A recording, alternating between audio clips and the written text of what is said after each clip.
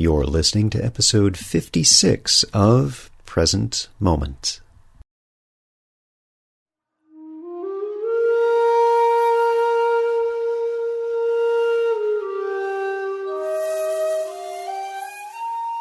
Welcome to Present Moment, Mindfulness, Practice, and Science. I'm Ted Meissner. Present Moment is a podcast with interviews, conversations, and roundtable discussions. We speak with mindfulness researchers about their newest findings published in peer-reviewed science journals, teachers about their understanding and methods as they work with students of mindfulness, authors about their books and interests, and we also speak with everyday practitioners. The website presentmomentmindfulness.com has show notes for each episode along with resource materials. Mindfulness teacher Michael Chaskalson joins us to talk about his experiences teaching mindfulness in the corporate world.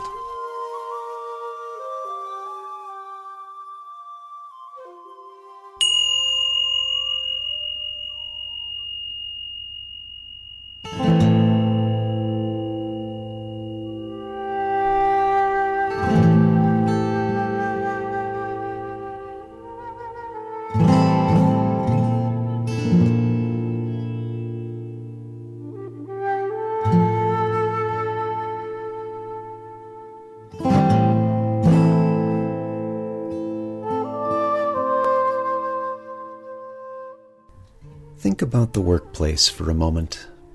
What's it like? For some, it may be the hallowed halls of academia, or a construction project, or perhaps you're fortunate enough to work from home. For others, the workplace may be a military base, or the high-pressure environment of a corporation. Wherever you spend most of your working hours, you as a human being may encounter difficulties along the way. Imagine what it would be like if your workplace supported the cultivation of your mindfulness practice. How might that change things for you? And why is that a bad thing, as some critics suggest? Michael Chaskalson has an entrepreneurial background. In 1979, he founded a fair trade company, now known as Windhorse Evolution. The company had a sales of £10 million and employed 200 people in the UK and elsewhere. Having given his shareholding to a charitable trust, Michael left the company in 1988 and devoted himself to investigating, teaching, and studying mindfulness and related matters. He is an honorary lecturer at Bangor University, where he is a member of the core teaching team at the Center for Mindfulness Research, Practice, and the School of Psychology. He is also on the faculty of the Executive Masters in Positive Leadership and Strategy at the IE Business School in Madrid. Michael's work is deeply informed by his own mindfulness practice and his knowledge of the contemporary research, including cutting-edge neuroscience research, into the use of mindfulness in a wide variety of contexts. Michael designed the Mindfulness for Leaders program at the Mindfulness for Coaches course. He works one-to-one with senior people as a coach or mindfulness trainer and is intimately involved in every element of the work, much of which he delivers personally. Michael is based in Cambridge, a city he deeply loves.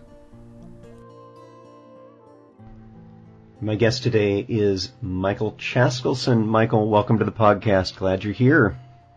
Hi, it's great to be here. I'd like to get started by asking you to tell us about your background. Okay, so I come to mindfulness from a Buddhist perspective. So in about 1974, I learned to meditate in a Buddhist context. That was with what is now known as the Sri Ratna Buddhist community. I joined what is now known as the Sri Ratna Buddhist Order. It was then called the Western Buddhist Order. And for most of my adult life, I was full-time engaged in Buddhist life and practice. So I lived in urban meditation centers, rural retreat centers, getting on with teaching and practicing mindfulness and related stuff, Buddhist stuff.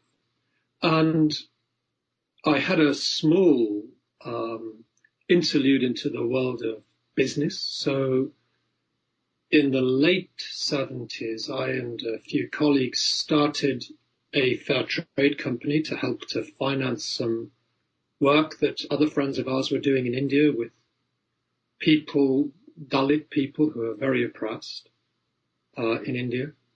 And so we started a company which was going to sell handicrafts that they exported from India to the Western market and repatriate some of the profits. That company came to be quite successful. And in time it had sales of around, I guess, $15 million.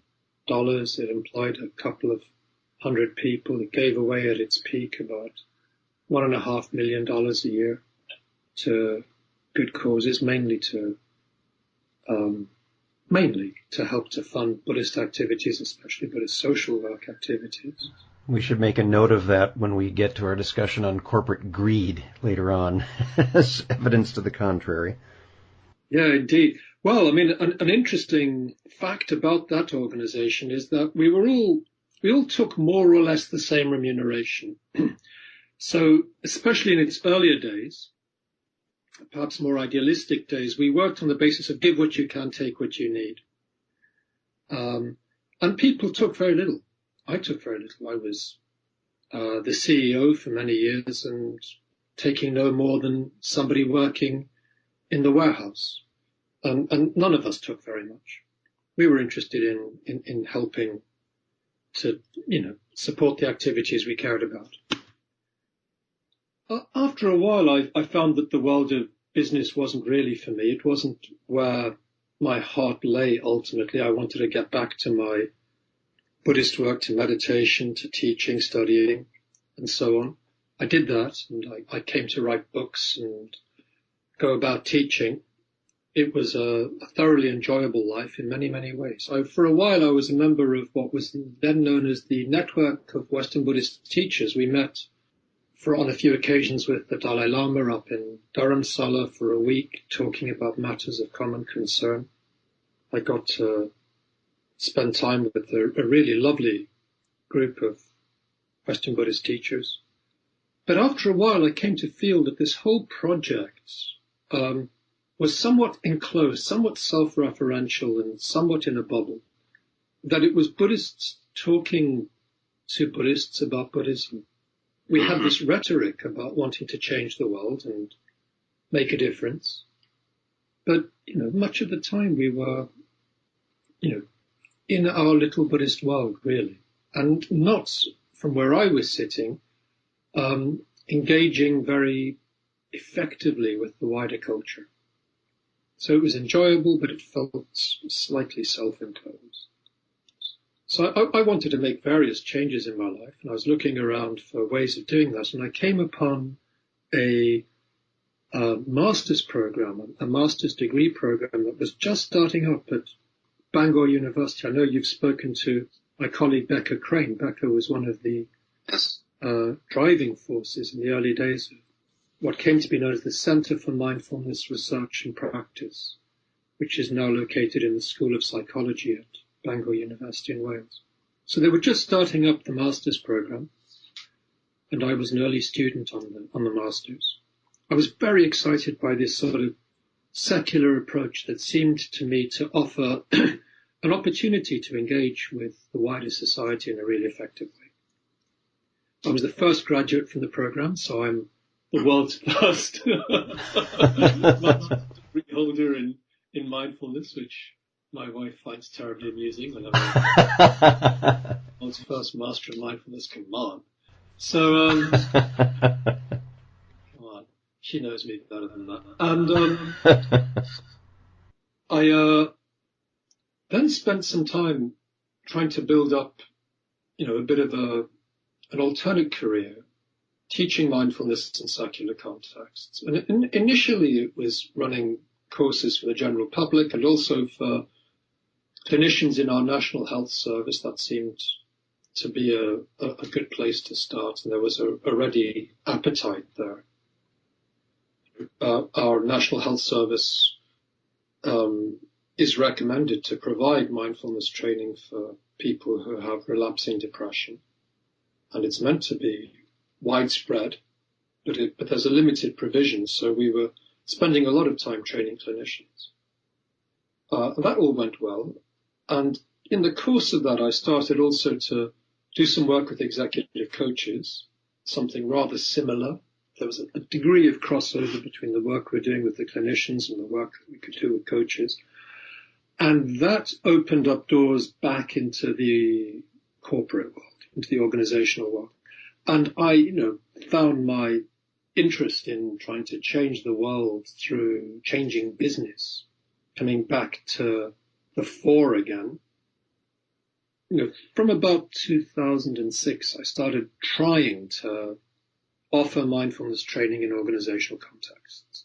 And in those days, at first, 2006, 7, 8, 9, it was rather like pushing water uphill.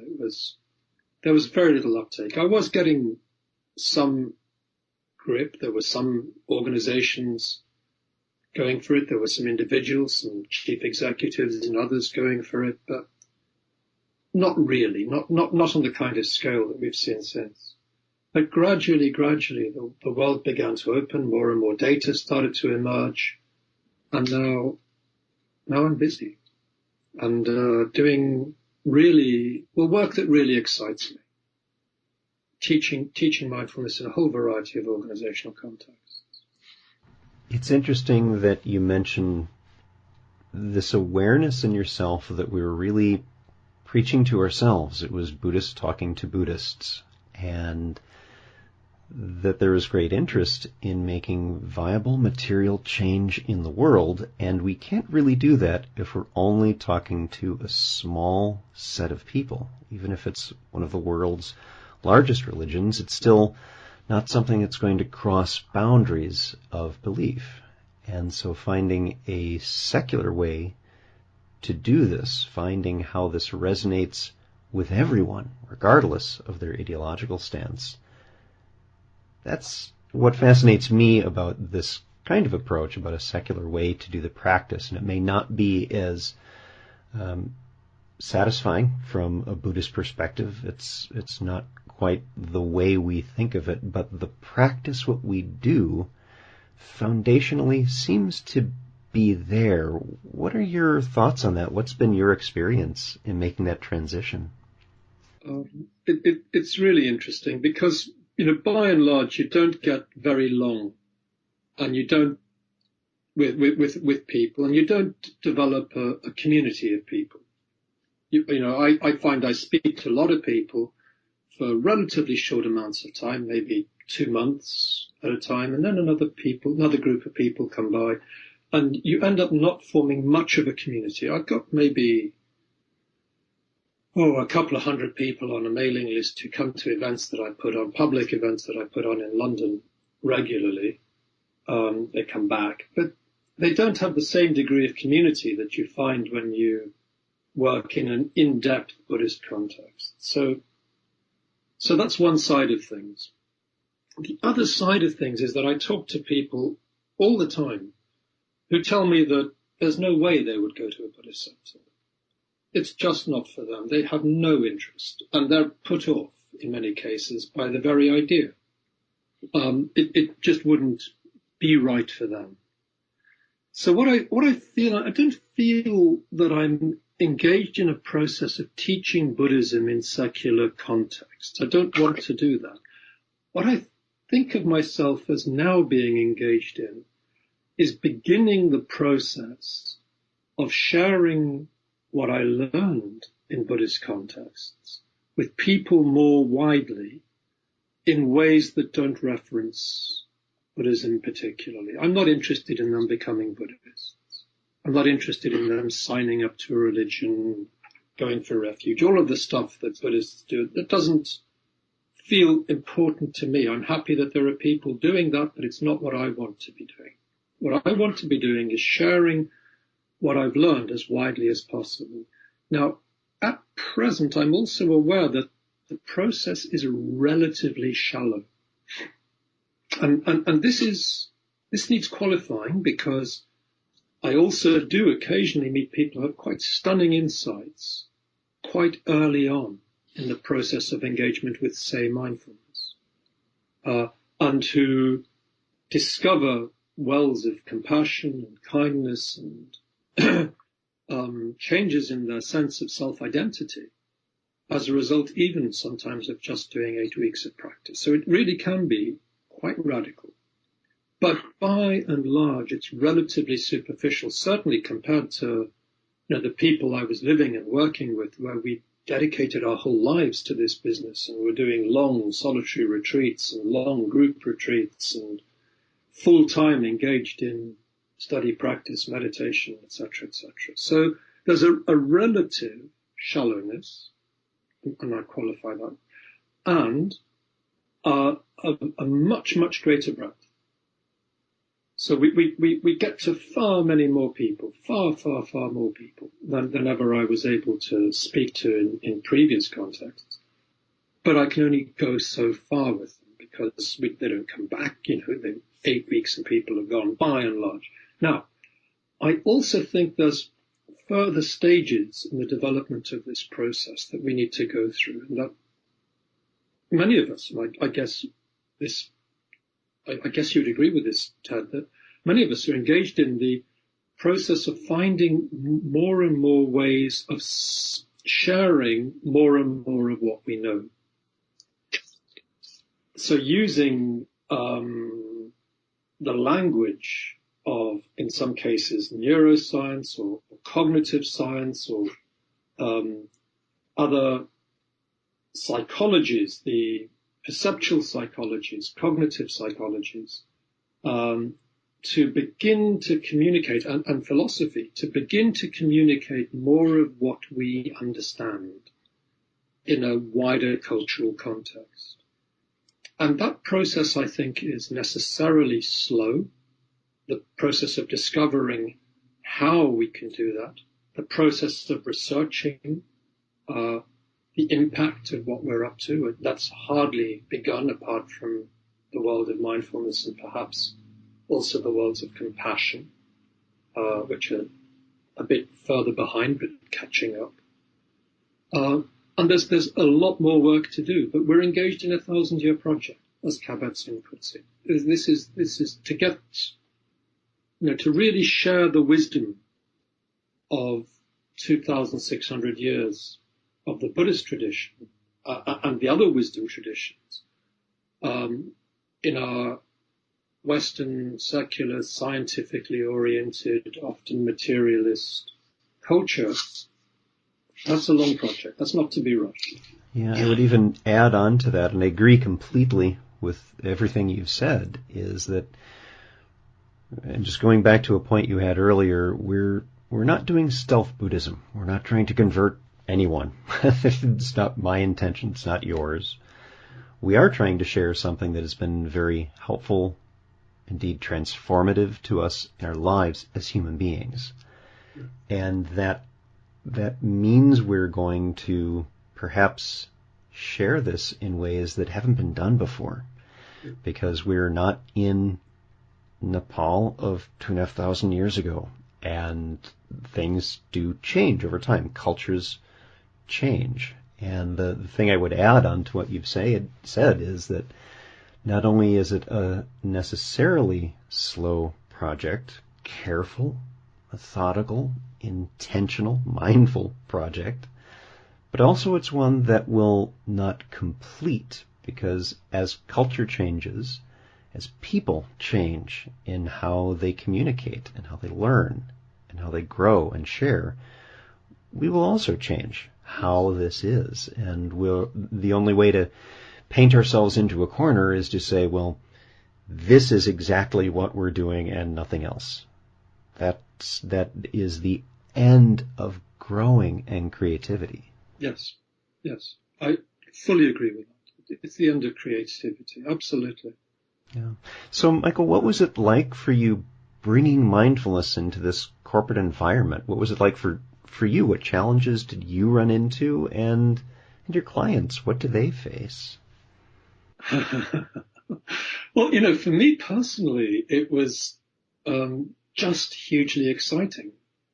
For years, I'd been trying to do this. During the time when I was working in Buddhist context, I was very caught up for many years in the idea of right livelihood and trying to share this idea of right livelihood more widely with people. I wrote a book with a friend who's a professor at London Business School, and we wrote a book called Mindfulness and Money many, many years ago, which was very much more Buddhist oriented than I teach these days. But it didn't really take off. It didn't land. I think it wasn't, the time wasn't right, and I wasn't as informed as I am now. So there was always this itch to change the world of work. And to have the opportunity to do it by way of mindfulness teaching was just so exciting. At first it was frustrating, the inability to get commissioning people to see the value that I knew was there.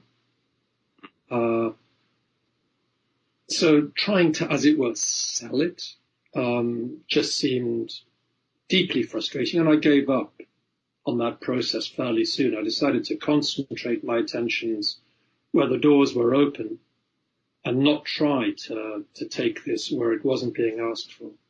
And I've been hugely fortunate that now it's being asked for all over the place. So I don't do any marketing. I have a website, but I don't try to sell stuff. But I am busy. So that change was hugely exciting. But just the very first engagement, standing in front of probably, I don't know who my first early clients were, probably law firms, standing in front of groups of lawyers and getting them to eat a raisin mindfully or it just felt thrilling to me. And I always came away from these things hugely inspired. Even if just out of a room of 30 people, I could see that 5 people really got it in those days and were, up for making some changes. That was just thrilling. Of course, things have changed hugely now. And the cultural openness to what we're offering is massively greater. Yeah. So it doesn't feel as pioneering as it felt then. And that pioneering spirit that, gosh, this can be done. We can make headway. This is now possible. What was an enormous source of energy for me. So what are the kinds of impacts that you're seeing to those people that you're working with? Whatever their challenges are, how are those shifting for them? I'm currently running a research program with a group of leaders who've self-selected to come to Ashridge Business School in England, where we're running a mindfulness training for 30 people, for 30 leaders, and we're going to research the outcomes of that program. And so this is a question I'd love you to ask me in a few months' time, where I'm going to have stacks and stacks and stacks of data. Let's make a note of that and have you back after you're ready to talk about that paper, because I would like to find out more about that. I'd love to do that. But look, here are some things. I gave a presentation at a conference recently that we ran from Bangor University in Chester in the UK. And here are some things. I dug up some of the comments that are made by a group of leaders I'm working with in an organization based in Germany. So this is a utility. It's a power company. They produce and sell electricity by and large. And they do that throughout Europe. They're one of the biggest players. And the world is being turned upside down because of political changes, legislative changes. Their business model has really had to change very radically, and that's impacted on revenues and impacted on what they can do, and so on and so on. It's tough at the top there, and the CEO is visionary, and he's asked us to put in place a training program for his top 300 people across Europe. So these are people who are on boards, of organizations, chief executives of country organizations, chief financial officers, operational officers, etc., etc. So very senior people. And these are some of the comments back that we get when we dig back into the organization. So here's a few. I'm more present. I find myself, these are different. I find myself concentrating on the now, or I'm more aware in any moment, or I listen better in meetings, or I'm more patient. My staff feel I'm here. We've had the best exec team meetings yet. Someone says, I seem to have more time and space. Or I'm clearer about myself and how I'm approaching people. I'm more open-minded to the new. Here's one I like. My staff seem less anxious and more positive. And it goes on in that vein. I mean, I've got an enormous number of these. It would get very boring very quickly to read them out. But it does seem to make a difference. That's what I find really exciting. You know, I teach mindful leadership practices at IE Business School in Madrid. I'm an adjunct professor there these days. And IE is one of the top European business schools. In some rankings, it comes 3. So we get a serious group of people coming to this executive masters in positive leadership and strategy that we run there. And I teach mindful leadership practices to them on a number of different occasions, and I've given home practice to do in between times. It's a really fabulous program. So mindfulness is threaded through a huge part of the program. And I was talking to one of my students there who is the president of a country section of a major investment bank. So he is not, for example, the president of Deutsche Bank in France. He's not that, but that sort of equivalence, if you like. And he was saying to me, you know, Michael, the work that we've done together, as a result of the work we've done together, I've 180-degree changed the way I work with my people. I used to think, before we began this work, that the way I was with them, which was somewhat critical, was helping them. It was in their best interests. But I've come to see from the work we've done that wasn't really helping at all. And I've 180-degree changed my approach. They're noticing it. They're happier and more productive. And for me, that's thrilling. Mm-hmm. Yeah, and it's interesting that there's a shift perhaps in what the anticipated outcomes would be and the actual outcomes. That there may have been an intention of relieving personal stress or making a more efficient workforce or any number of things. And yet what's being reported back in everything that you've said in the comments has been of a more personal nature. And there may be positive impacts within the business, and it may have been the original intention coming in for a program, but it's gone deeper. No, absolutely. I mean, that's why I do this thing.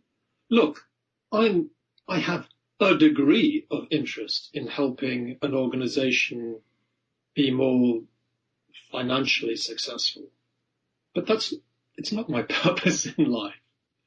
It doesn't move me. I recognize that this thing has to have a bottom line impact. There's no way that organizations are going to take it seriously if it makes them poorer. They're not going to take it seriously if it makes them perform less effectively. That's just a non-starter.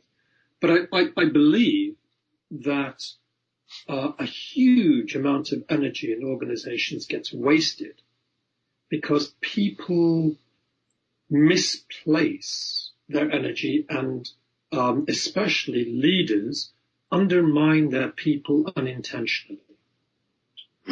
Leaders unintentionally engage in behaviors which cause their people to perform less well. They sometimes do this with the best of intentions, but there's a lack of skillfulness. And when people learn to pay better attention to themselves, better attention to others, and better attention to the system within which they're functioning, then things go better for everyone.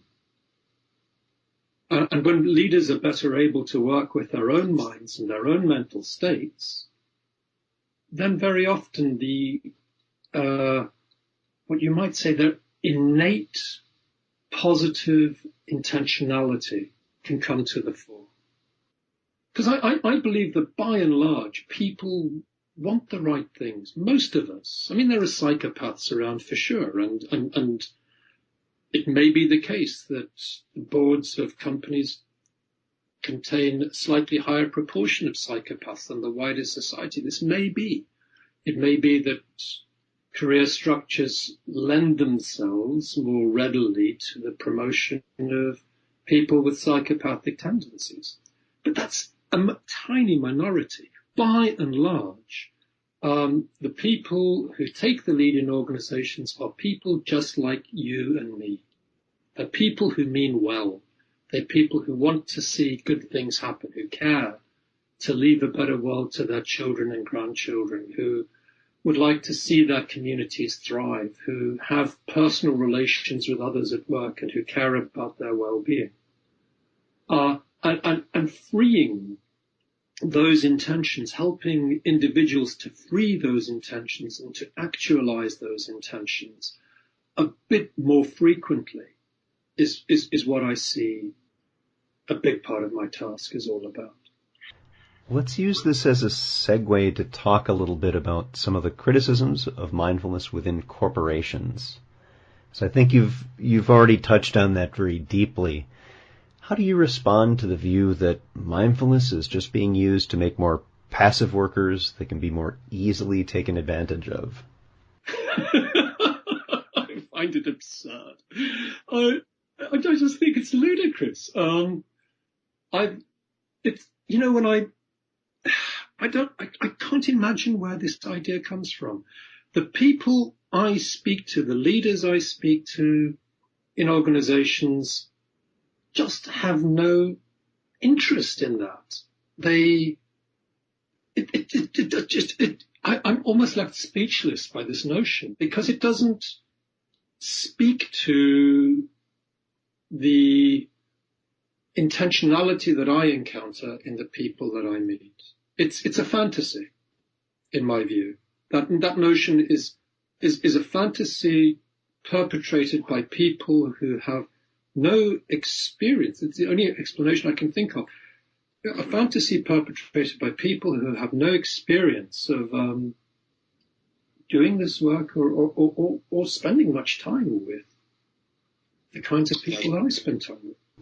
I think you're right. You and I have both been involved in conversations online and occasionally named in articles by individuals who don't teach mindfulness in the corporate setting and indeed have not even had an MBSR course.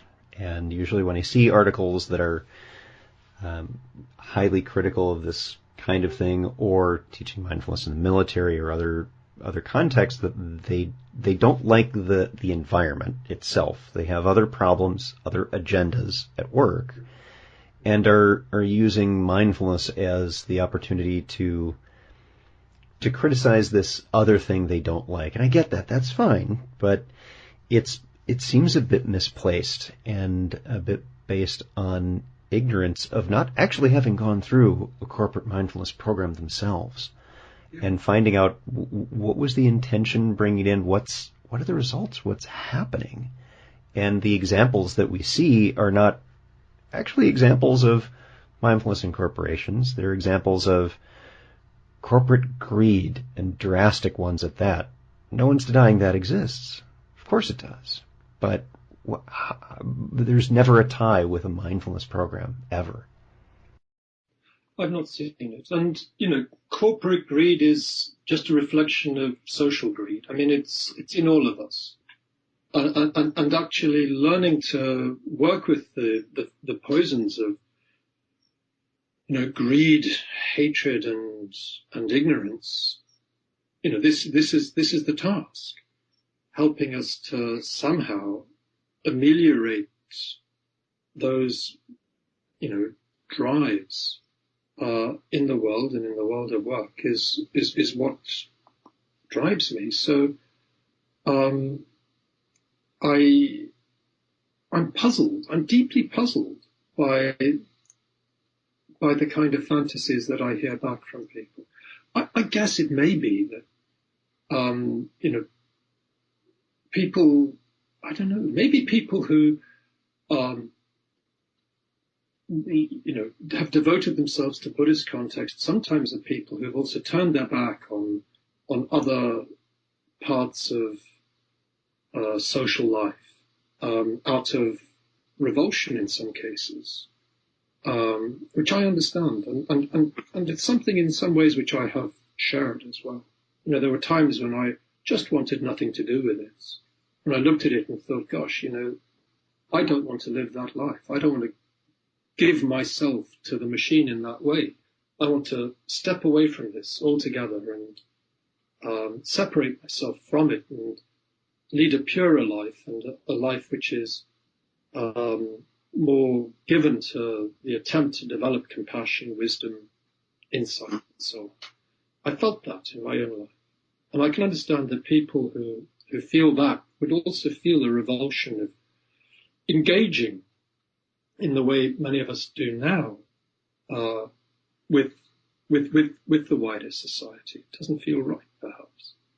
But I think that's a pity, and I think it's turning one's back on, the bodhisattva spirit that I think runs deep within what we have inherited in encountering the teachings we've encountered in their journey into the wider society. Yeah, if we ossify the idea that environment, that context is bad, whatever it is, then we've closed the doors to change. All teaching is teaching in a context, and you take the context you find yourself in and you do your best with it. And the world of work is where most people live. I'd like to segue now, if I may, to another effort that you're in, Mindfulness Works. And I wonder if you could tell us about that venture, what it is that you do. Yeah, great. So, Mindfulness Works is an organization that offers training programs to organizations. And we have a website, which is soon to change. It's going to become Open Mind Work and Open Mind Life. A new website's currently being designed. But it's where most people first find our organization if they don't have it by word of mouth. They come to our website, they get into touch, and very often they'll ask for an introduction to mindfulness session. So myself or some of our associates would go to an organization typically and speak to a room of 20, 40, 60, a couple of hundred individuals and do a 1 hour, 2 hour, 3 hour, 4 hour introduction to mindfulness there. So what they do is they share a few practices, talk some of the theory, share some of the science, get engaged in dialogue with people. And very often that'll lead to further work in the organization. We'll get brought back to maybe teach a longer course or to do some leadership training, or to work one-to-one with some individuals, and so on. So we offer a range of ways of engaging with mindfulness training for organizations. And typically we're working with knowledge workers. Typically we're working at an executive level, rarely working with frontline staff, although we do offer that, and occasionally we're brought in to do that. But most often we're working with executives, and introducing people to mindfulness in a whole variety of ways. Most excitingly, for me personally, the most exciting work is the mindful leadership work, where we're introducing people to the ideas of mindfulness and how it can help them as leaders. And the reason that excites me is that I think that's where you stand greatest chance of ramping change in an organization. When some of the decision makers really get it and start to understand what may be on offer, then things begin to change. Wonderful. Thank you for that overview. Appreciate it. Folks who are listening to this episode, if you want to find out more about Michael and his work, you can go to mindfulnessworks.com, and I'll be linking that on the episode page for this episode. Our guest today, Michael Chaskalson. Michael, thank you so much for being here. It's a great pleasure. I'm really enjoying this conversation.